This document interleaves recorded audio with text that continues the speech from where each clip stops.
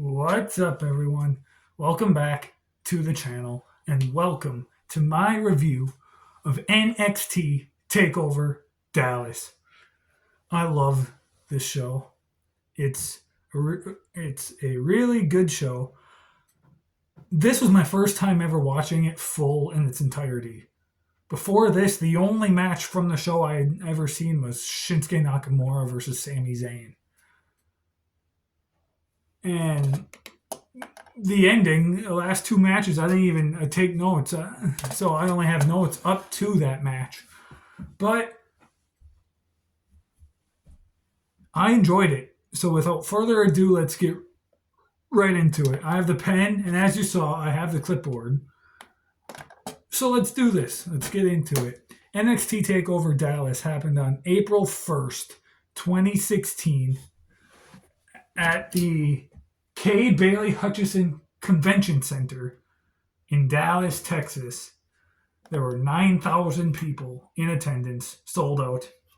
And we opened the show with the NXT Tag Team title match between The Revival, who were the champions at the time, and American Alpha, Chad Gable, Jason Jordan. I loved American Alpha in NXT. I thought they were awesome. Maybe other than DIY, American Alpha was probably my second favorite team in NXT. I loved American Alpha. Was the ring smaller on this show? I don't know if the ring was smaller or if the camera angle, like the camera they filmed it with, was closer to the ring, because the ring seemed smaller.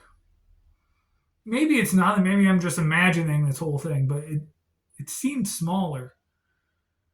But anyway, yeah, so a lot of people would say that this is like one of the greatest tag team matches in NXT history and give it like 5 stars and like praise it very, very high and think it's awesome. I'm not that person. I liked the match. I thought it was a good match. But I wouldn't give it 5 stars. I'll tell you now, I gave it 3.5 stars. I still liked it, but it's not a 5 star match. No way. And to me, the very, very beginning started out kind of slow. And then it picked up, had some good spots, but there's 3 other matches on this show that I feel are better matches than this one. That's why I only gave this one 3.5 stars. But yeah, the Revival and American Alpha, both teams, they've got great chemistry with each other. Dash Wilder, at one point, he crawled all the way underneath the ring just to take out Jason Jordan, who was on the other side. So I thought that was kind of cool. But in the end, American Alpha picks up the victory, becomes the new NXT Tag Team Champions. I gave this match, as I stated, 3.5 stars. I still liked it.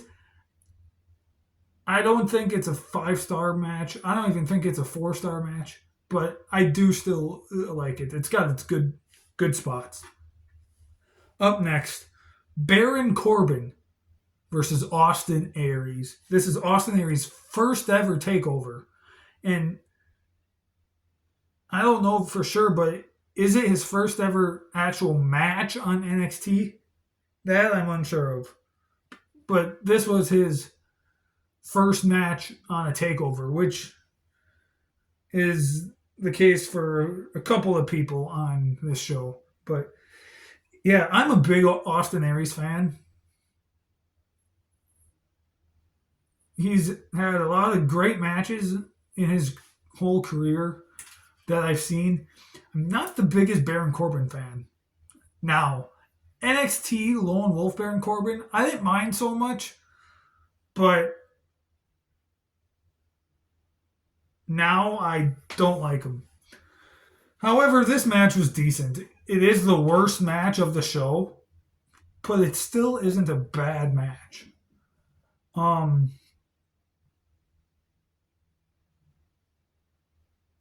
It started because I guess there was a triple threat match between Baron Corbin, Samoa Joe and Sami Zayn, where the winner would face Finn Balor on this show for the title. Samoa Joe won, but Baron Corbin was angry and went to Regal or something, and then Austin Aries debuted, and Baron Corbin attacked Austin Aries, and I don't know the full thing, but apparently that's kind of how this match came to be. And the ending was cool. Baron Corbin was going for an end of days, but Austin Aries countered it, and he countered it into a roll up. Picked up the victory. Austin Aries won. Fun match, had some cool spots, pretty good. I gave it 3 stars. Again, not it is the worst match on the show, but still fun, still had some cool spots. I liked what we got. One of the few Baron Corbin matches in his career that I actually kind of like. Up next, Sami Zayn versus Shinsuke Nakamura. This match right here, maybe one of the best matches, not only in the history of NXT, but in the history of WWE. This was so awesome. I remember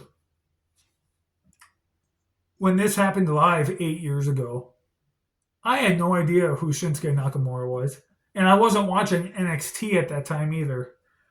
So I had known Sami Zayn from his little stint he had on Raw against John Cena in the US Open Challenge, where Bret Hart introduced Sami. And I watched a little Ring of Honor when Sami was there as El Generico, but not a whole lot. So I had known who Sami was, but I didn't see a lot of his stuff.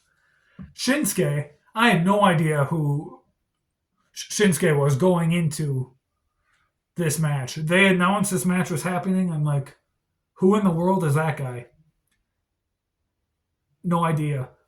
I became a Shinsuke Nakamura fan because of this match.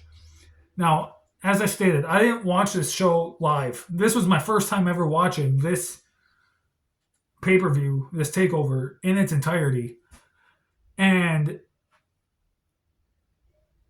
after this happened, I had gone back on the network and rewatched just this match, Sami and Shinsuke, because I heard I was a senior in high school at the time, and a couple of my friends who are wrestling fans had watched it and told me how great it was and how awesome this Shinsuke Nakamura person is, and you should really check him out because I think you would like him. And they were praising this match and praising Shinsuke, and I'm like, okay, fine, I'll give it a shot. Because I wasn't watching NXT very much at all at this time. And so once I got the WWE network after I graduated high school, I had gone back and watched it, and I freaking loved it. And I became a Shinsuke Nakamura fan because of this match. And now to this day, I'm kind of upset that they're currently not utilizing Shinsuke in a way that they should. I love Seth Rollins, but I feel like Shinsuke, if he would have beat Seth Rollins and became the World Heavyweight Champion last year, that would have been big and been awesome for Shinsuke. Anyway, back on track here. Talk about this match. This isn't a Wrestle Ramble. This is a review. This match was so awesome. I loved it. Back and forth, just from the beginning, so much happened. So many stomps. They were whacking each other back and forth, and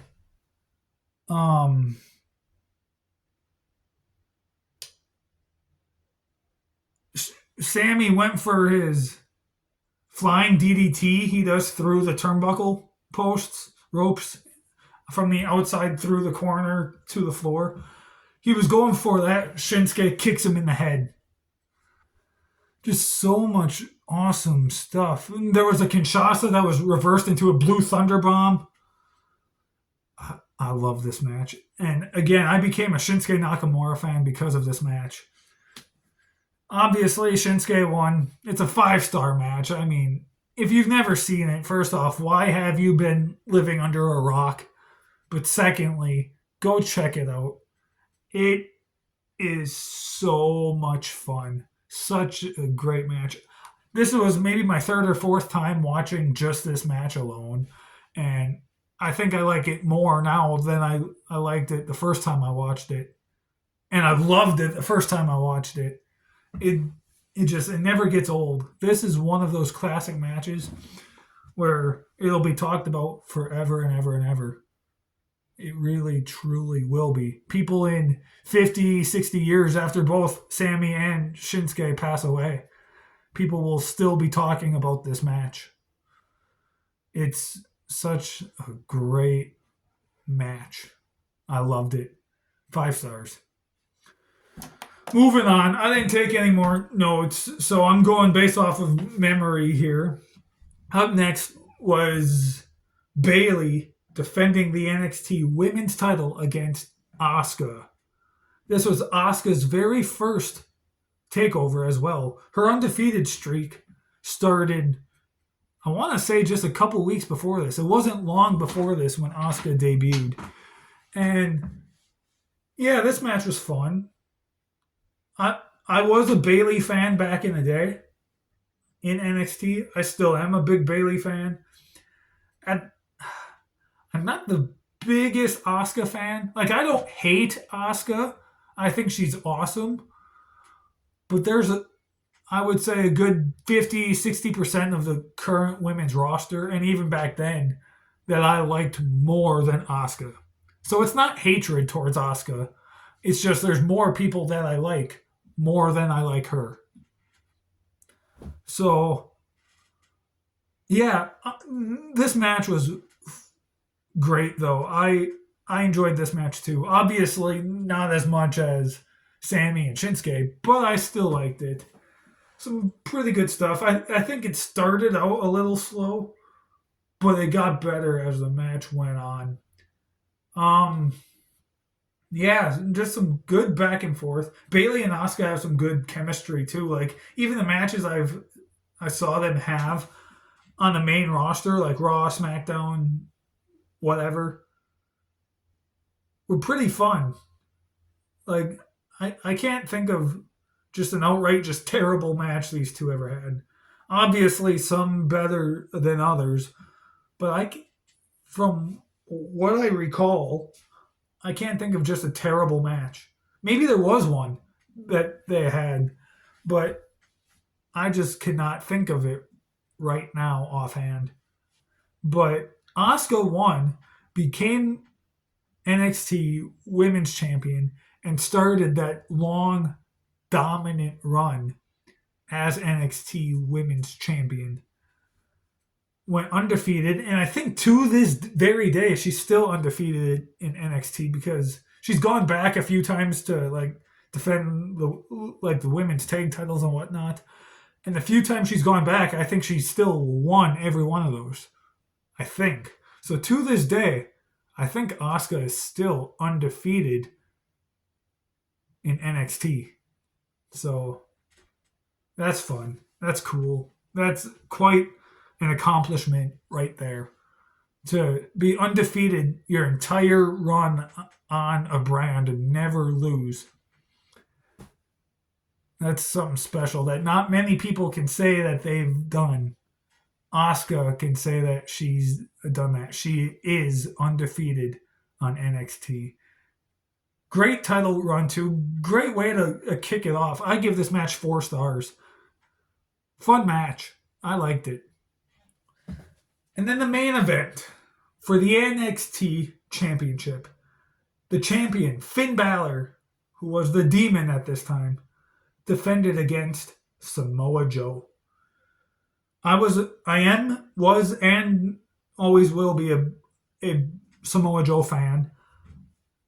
As I stated, if you saw the Wrestle Ramble episode 4 where we talked about our fandom, sitting over there actually. You would know. I said I watched TNA way back in the day, like 2006 through 2010. Samoa Joe was in TNA at the time. Did I say I watched TNA back in the day or NXT?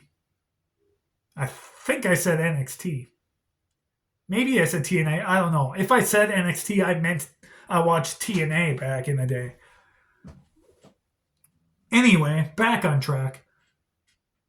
So I remembered Samoa Joe from there. And ever since then, I've been a big Samoa Joe fan. Finn Balor, I mean, it's Finn Balor. What's there not to like about him at this time? He was so cool too. So going in, I thought this match would be great. And it was. I enjoyed this match. These two men also have great chemistry. And I'm pretty sure this was Finn's last takeover. Because not long after this, they brought back the brand split and Finn got drafted to Raw. So, yeah. Good match. I enjoyed it. Fun.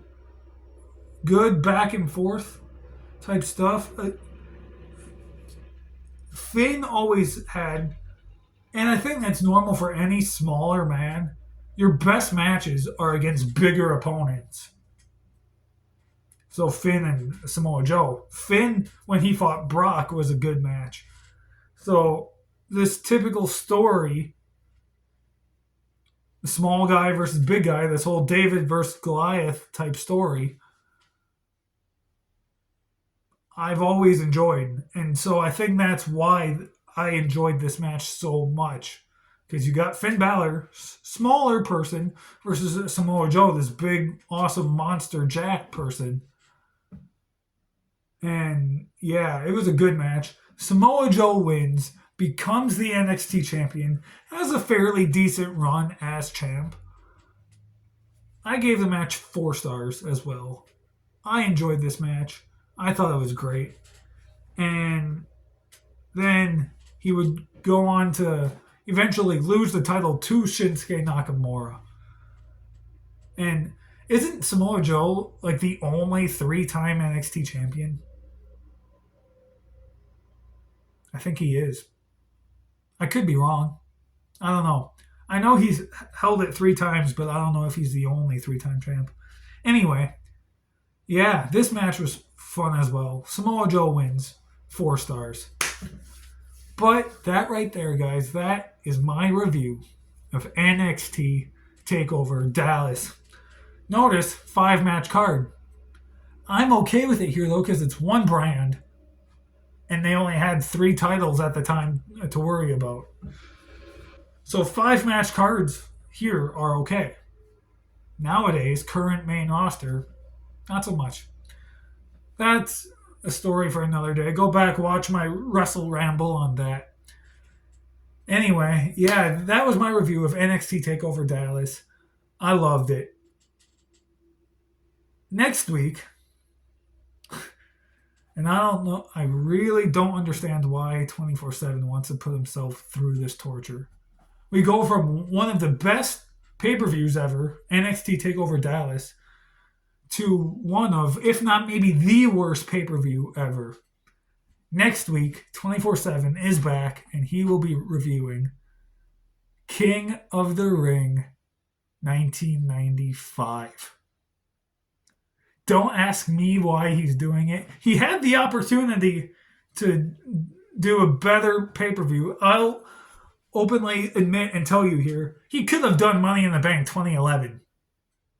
But he chose not to. Instead, he chose to do King of the Ring 95. Don't know why. Have no idea why. Maybe he will explain why in his review, because clearly any normal human being would pick Money in the Bank 2011 to watch and review over King of the Ring 95. But apparently 24/7 is not normal. I should know that, being friends with him for 11 plus years. But yeah, so that review should be interesting. Next review you will see me for will be Crown Jewel this year, which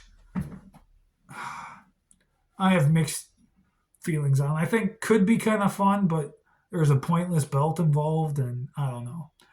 There's also a Wrestle Ramble going up with this video. I don't know if I posted that one first or if I posted this first. I don't know, but they're both being posted the same day. So go check that out. That is on my thoughts on WrestleMania 41 and what I think could happen. So I enjoyed filming that. All right. Thank you so much for watching. I appreciate the support. Stay tuned for more. See you next time.